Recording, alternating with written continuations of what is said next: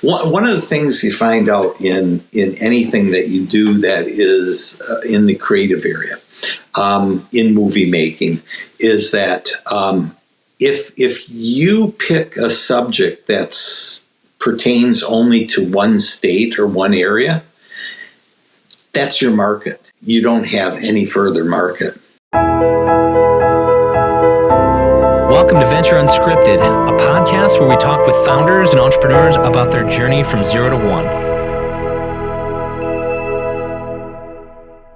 But today I've got with me Dirk Wierenga, and thanks for joining us. I'm really excited to talk a little bit about your venture that you in your background and your history, and talk a little bit about your 0 to 1 experience. Wonderful. Nice to meet you, Josh. Likewise. Awesome. Well, why don't you, I would love to just maybe kick this off a little bit about telling us a little bit about your background, about you, and then maybe we can get into a little bit of the details of some of the story that, you had shared with me prior, and I'd love for our audience to kind of hear a little bit about that, but starting with just you and kind of your backstory and who you are. So. I wanted to go to Steve Martin and the Jerk. Who is Naven? Absolutely. We're going there. Anyway, West Michigan, live in a tourist town, always have. Watched it as it grew from small to being where everybody wants to live, apparently. Went off to Eastern Michigan, percussion and instrumental music major. Got to the time when they'd said, hey, you can make a career decision here. You can either go into teaching or go into performance. Well, I realized I was probably the second best drummer at Eastern Michigan, which would make me the 10th best at University of Michigan, which would make me 100th best in the state of Michigan, which would make me maybe in the top 5,000 in the country, which means you're going to become a teacher. Basically a junior high school teacher. And I said, I don't want to do that. So I came back to my hometown for a brief time, joined my family's business. They had an appliance store back for about 50 years, and decided I absolutely hated retail. So then I thought, but I'm kind of from a family that we just don't play very well in other people's sandboxes.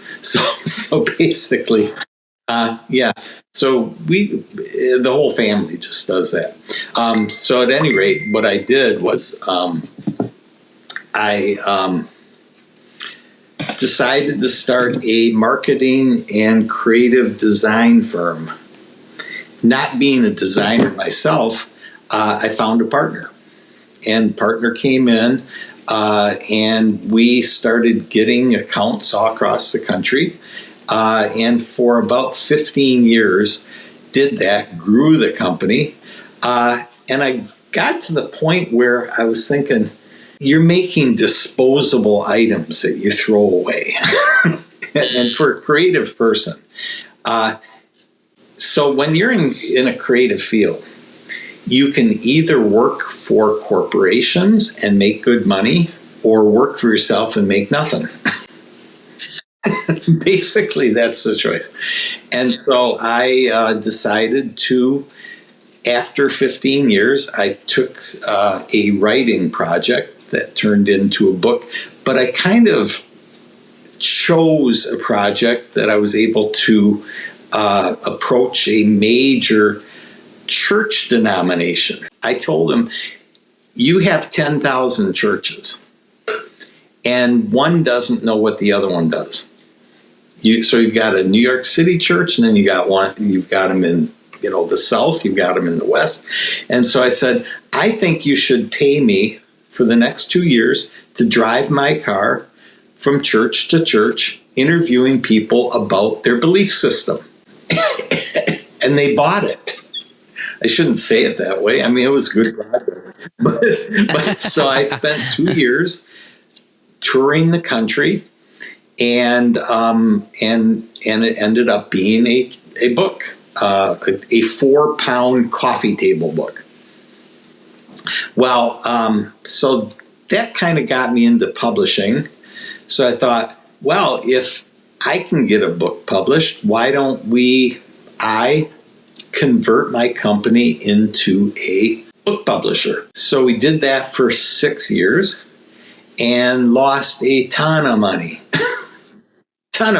Lost everything that I'd earned. So jumped out of that, sold it for virtually nothing, and was contacted by a author. And the author said, why don't you help me write my book? And I said, okay. And so he then told me, I'm a serial entrepreneur. I want to publish my book. I would just soon own a publishing house. And he said, but I'll only do it if you'll run it. I said, okay. But he said, what are you going to bring to the table? And I said, well, 2 things. One is I want to go into documentary filmmaking. So if a good project comes along, I want to do that. Second of all, I will help you lose less money than I lost. Because anybody that goes into anybody that knows about publishing, unless you're one of the big 5 international publishing houses, you don't have a chance. Well, you have a chance, but you have a very small chance. Sure. And why did you the documentary part? I've always had an interest in documentary filmmaking. I began to self-teach myself in photography, into videography, and bought a ton of equipment. So I had everything that I needed to do. Had actually moved into a studio. So at any rate, he said, let's go for it. So we've been sort of kind of partners for 11 years. Sounds like it aligns with your past, right? Of, not playing in anyone else's sandbox, right? Of you're that entrepreneurial type. That makes sense. When you go into publishing, you get some interesting characters that kind of approach you with projects. And one that approached us was somebody who had solved the D.B. Cooper case from the 1970s. So we investigated, found out that actually the guy had actually solved it. So I said, that's our chance to do a documentary. So headed out. He was in Florida, and that started a 3-year project. Me driving around the country, full car full of, filmmaking equipment. Pile it all in. And basically we released the film in 2018, and it's out there. It's iTunes. It's D.B. Cooper, The Real Story. And but what we had not figured was that nobody wants the case solved. The case has actually become legend. So how did? So you learned that it wasn't the thing that makes it a legend is that it was unsolvable. Actually, I was actually interviewed for a Discovery Channel, I don't know, one of their little crank out documentaries, and basically I'm telling the filmmaker, I said, well, we have this solved, and he says, I think you do too, but he says it's a mystery. He says it's got to stay a mystery. So okay. Yes, the intrigue. It's what it draws you in, took right? That it's part of the company that we've started, and then I talked to my partner and I said, I'm done with that. I'm not going to do anything. I'm not going to go into what they call the D.B. Cooper vortex, which, if you look it up, actually exists. Yeah. People go diving into that hole. Yeah. They never come out. No. There's some come out. Really interesting characters. But at any rate, so he said, well, what do you want to do next? I said, I want to do a documentary about rural America. And why? So before you go down that, so who had said that to you? Someone else had said they want to, or you said that? And why is that? Why rural America? Like what intrigued you about that?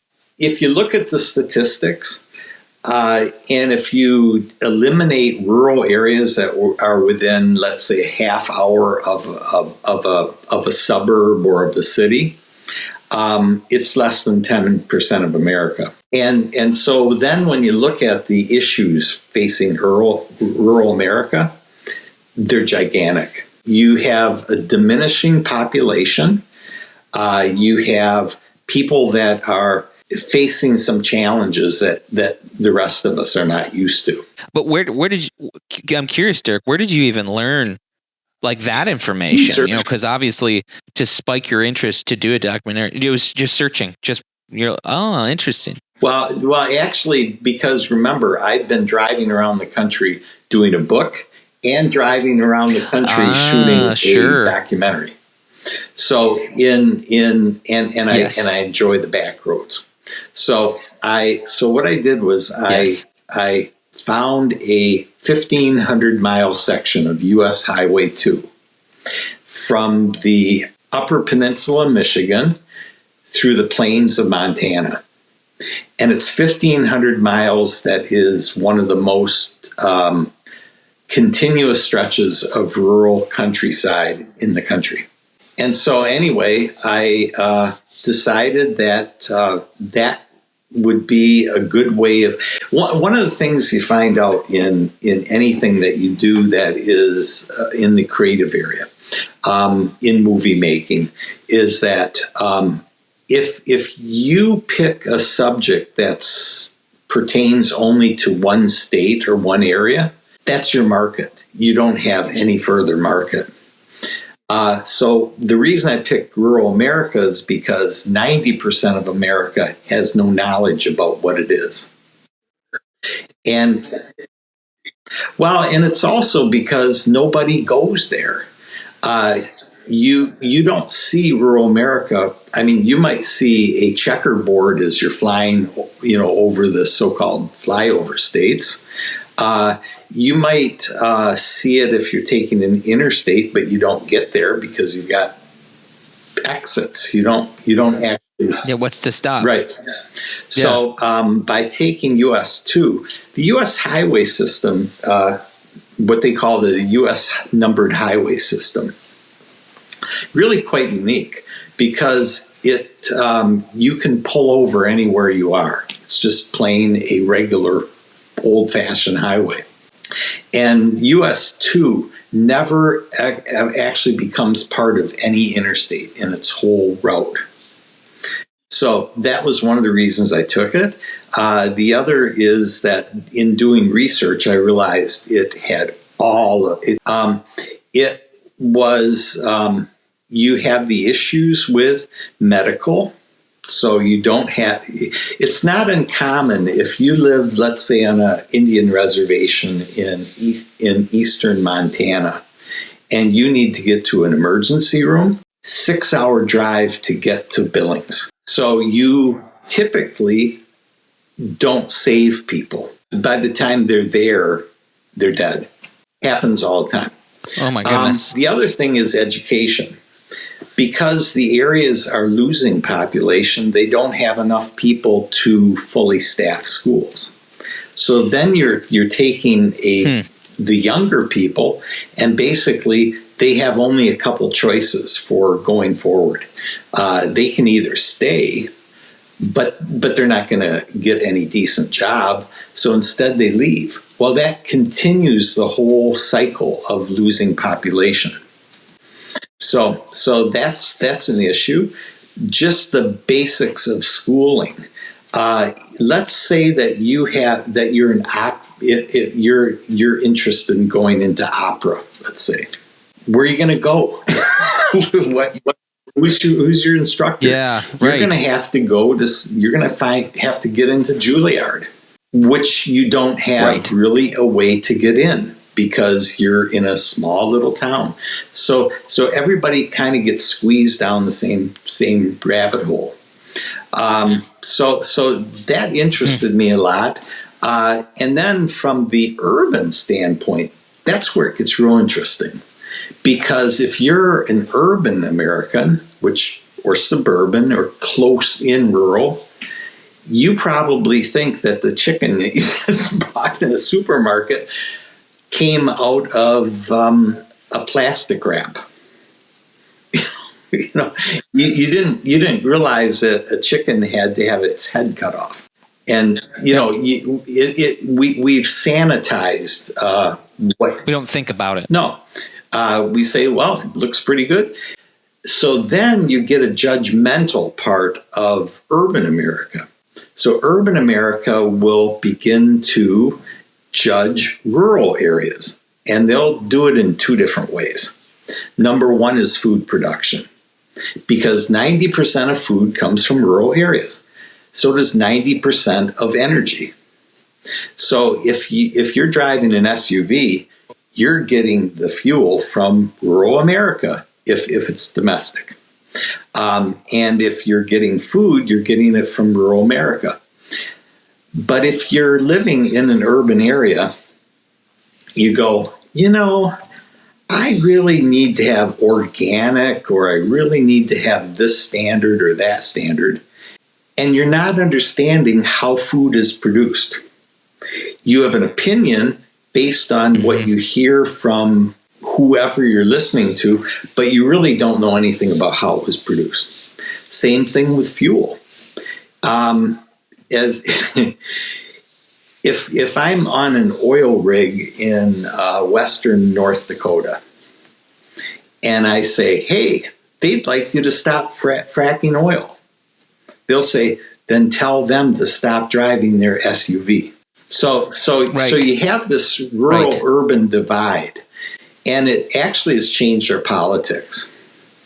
So if you look from a political standpoint, these are areas of the country that, if you go back to the era of the Dust Bowl, of Grapes of Wrath, of those times, those were people who were heavily Democratic. And then they flipped, in the probably 10, 12, 15 years ago, and totally flipped the other way. And it wasn't necessarily because they disagreed with the politics. They were kind of saying, screw yourself. And so a lot of the backlash is actually rural people that are saying, we're not being listened to, so we'll just go in with whomever. And I don't want to go down that rabbit hole much, because I know that this is more about entrepreneurialism. But you have to, whenever you jump into a subject, it's important to know, basically, you've got to do a lot of research. And all this that you're mentioning, was this research done prior to you even kind of hitting the road? So what I did was I did initial research for about 6 months. So I had all the statistics.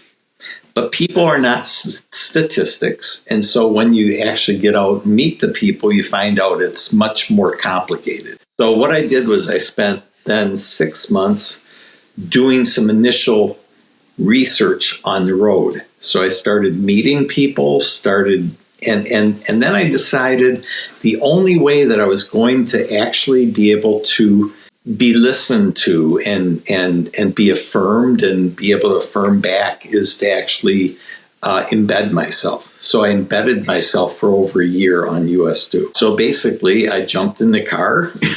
That's what I did. It works really quite nicely from a couple of reasons. One of the issues that you run into in rural areas, and it's true everywhere, is that our major media now is really concentrated in just a few few large markets. And so if the New York Times or Fox or CNN or whoever it is wants to get a story, They bomb in and they bomb out. So they fly in, they find a coffee house or they find a farmer or whatever, but they have nothing invested. And the person there is not going to tell them much at all. You try to talk to a farmer or a rancher, and you're not going to get anything. They're going to be very nice, but they're not going to tell you anything. And so that was part of the reason for doing that. And that really goes to immersion. You've got to immerse yourself. You take a project on that you actually want to have impact with. If you don't immerse yourself in it, you're not going to go anywhere. Yeah. This makes me think of a lot of, if you're thinking about any industry, a lot of it, what you're talking about is customer discovery, right? It's like, hey, you're talking about deeply understanding. And the word I like that you use the word immersion, because that's really a way of deeply understanding, especially if you know nothing about it. It's like you did 6 months of research first, and then you immersed yourself for, that's quite impressive. Now, a question that pops into my head, and you might be getting to this, is I'm really curious about when you were doing that 6 months worth of research, and you see things on your screen and on paper, and you're like, oh, I'm learning all this. Like, were there aha moments between, or like, oh my gosh, the data doesn't say this, when you talk to people? Like, were there big differences between that, or additions or clarifications, or things that the data didn't say when you talk to people and immersed yourself? The first thing that I learned was how incredibly intelligent people are. And that to me was great. So when you go into data and you start seeing people as, dots and dashes, you're not understanding. The other thing that I did, and I started this right away, was I said, because during the making of the DB Cooper thing, we had a PR agency who took over our social media, and the engagement was 400 people, in spite of the fact that they were out blasting things all the time. I started just doing my own social media. I decided to pick one because you really can't support multiple streams of social media and give it the attention that you need to and still have time to do other stuff. So I picked Facebook because I knew I could tell a story in Facebook. I could put up photography and get a following. So and the other thing was, people are going, who is this crazy guy? He's out on the road. So my engagement actually, instead of being 400 people, ended up being over 10,000. So wow, that's a big difference. God. Yeah, it's hard to manage. And so basically, that's I just did it all myself. I look at people, and of course, Twitter's used quite a bit by busy people because it's real easy. You just tap out whatever your thought of the moment is. So you have like an Elon Musk who says, "Oh, I just thought about how to make paint dry." I think I'll better put something out there. But that goes to authenticity. Because if you're doing it yourself, so if you're a politician, if you're a bank president, if you're a filmmaker, if you're a musician, whatever you're into, if you aren't totally engaged yourself with your own platform, people figure it out. And so my following is if you go back a little bit in my social media, you'll find some foibles that were quite interesting, like burying a Prius Prime into a snowbank and having the butt end sticking up out of the snow. And so I threw that out there, and I think my engagement on that was about 15 or 20,000 people everybody's looking at. How are you going to, it's in real time. I'm standing there waiting for the, for the record to come and figure out how to pull me out of there. So that, but that's authenticity. I mean, it's almost like, it's almost like filming your own death. But I love that. I mean, too many. The thing that I would relate is to that of like what I'm getting out of that is from a general perspective. I think what you're stating is so true of entrepreneurs and business people. You mentioned people that are in high positions, executives. They often offload that onto other people to manage their social media or manage or interact with their customers. And they lose sight of what's important to the customer. And so it's like it's really interesting to that authenticity is so important. And I'm sure you learned a lot through being that connected. Look at how Tesla has been able to grab the electric vehicle away from the major players. I mean, just like that. It's all been social media. So the other thing is, I think that we have a tendency to think that we're going to get sued for. So if you're a company, you're going, well, I don't dare put anything out there unless I put it through a team of people. So we've become a team culture. Try to write a paragraph with a team. You don't get anything. You don't get anything. But yet we build our companies around teams. Oh, team. Well, that means that nobody's taking any responsibility. So working together with people and respecting people and doing that part, that's extremely important. But when you start to throw it into the team culture, it just doesn't work, in my opinion. I also think what's also a thing that popped into my head is you had talked about how, Fox News, CNN, whatever fill in the blank news agency comes in and wants to write a story. They're kind of a fly in, fly out, right? Like quick interview, quick and no immersion, no, huge amount of time spent.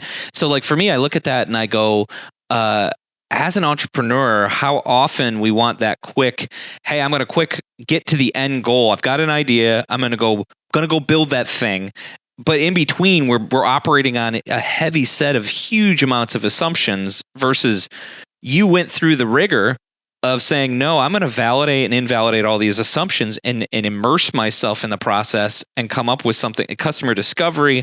I'm going to build a following. I'm going to go figure out, unlock all the assumptions and things that the data shows and go learn about them. So that's a really cool thing that in parallels as I'm thinking about things, not very many people are going to bootstrap like you did of hitting the pavement and actually do that. So that's a really neat thing. The other thing is, how do you get your message out there beyond the social media? How do you actually turn it into dollars?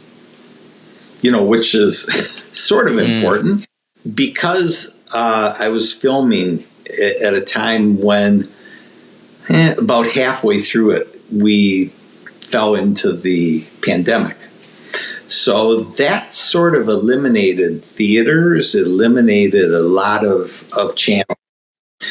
So what I decided was I want to get it onto PBS.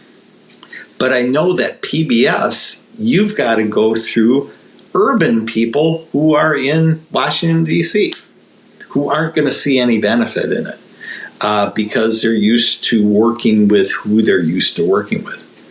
So what I did was I actually made friends with individual PBS stations, because one of the things with PBS is that if anybody that gives money to PBS gets Passport, so they can actually search for anything that's ever been done on any station in the PBS network.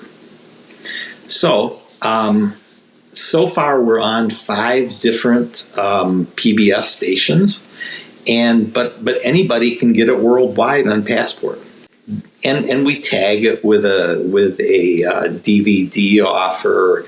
I'm writing another book actually, where I'm actually doing a travel memoir, which will add to the mix.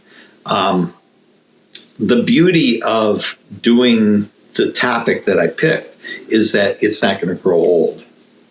The same issues are going to be there for a long time.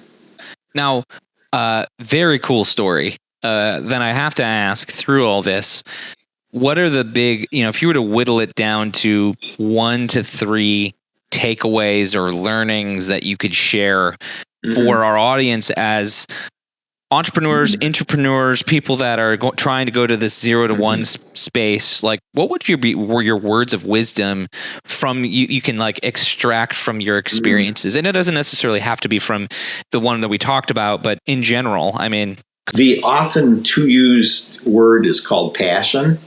It is important, but it's not necessarily understood. So you find a passion of what you want to do. Not what you think you can make money doing, but what you want to do. And then you fit your career to that.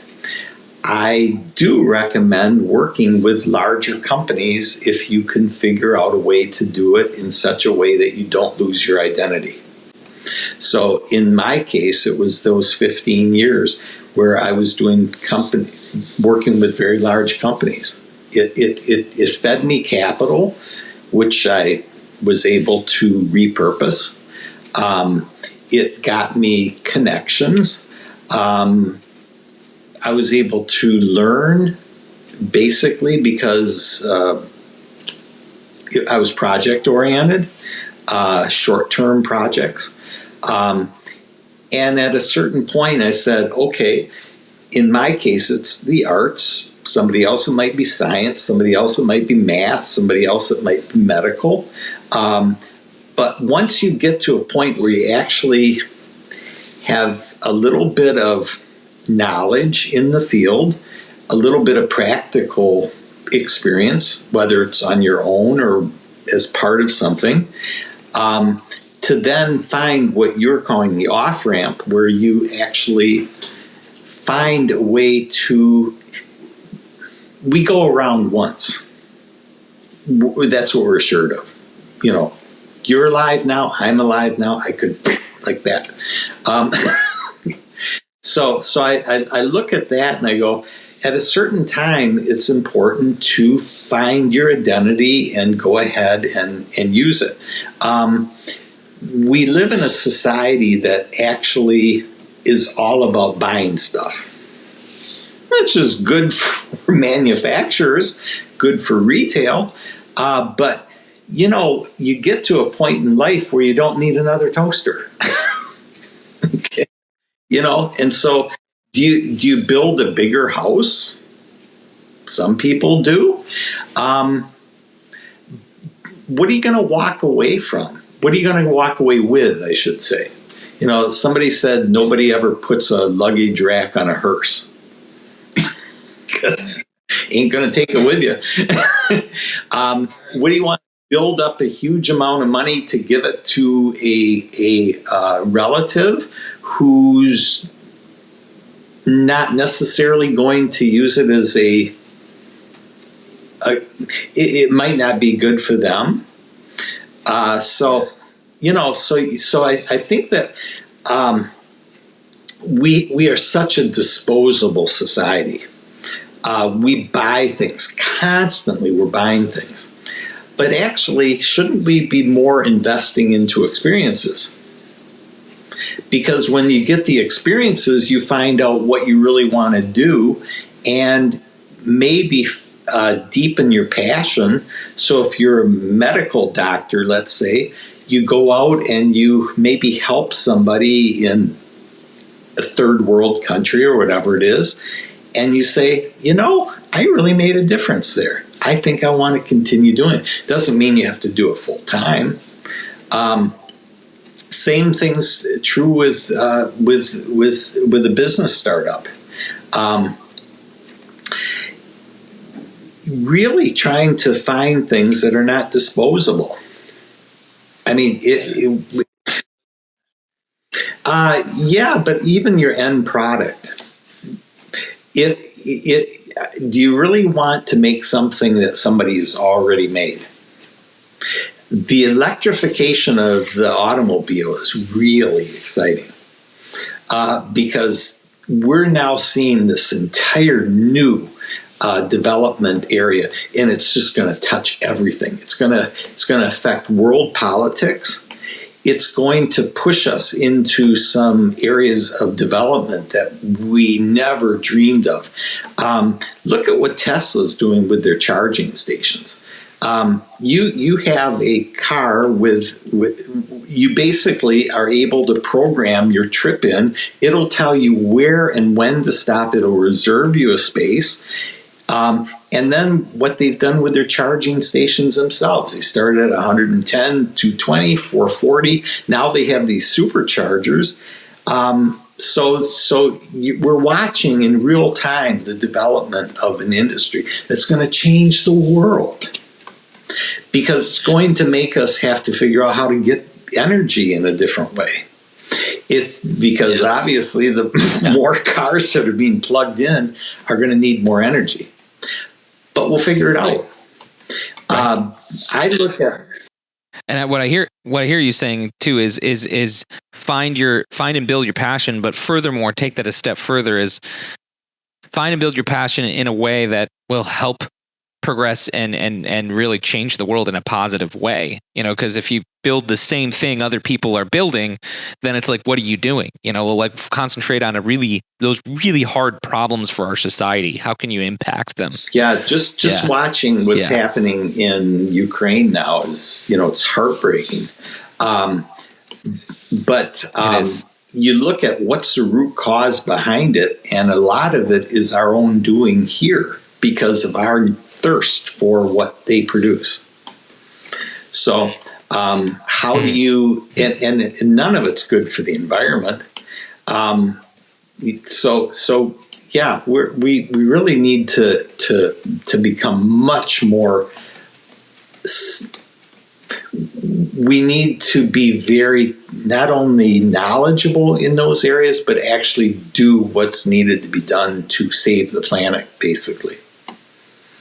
And a lot of it has to do with understanding each other.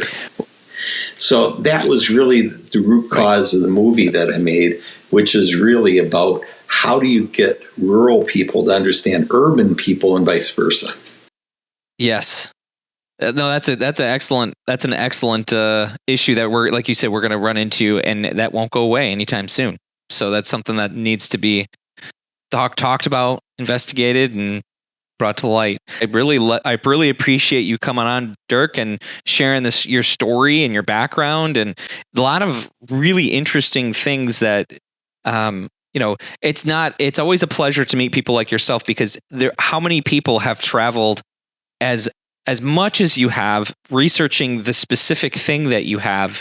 It's a very unique thing to be talking to someone that has that depth of knowledge in a specific area. So I really appreciate your time again. It's been a lot of fun chatting, and we'll certainly follow you in your journeys to come.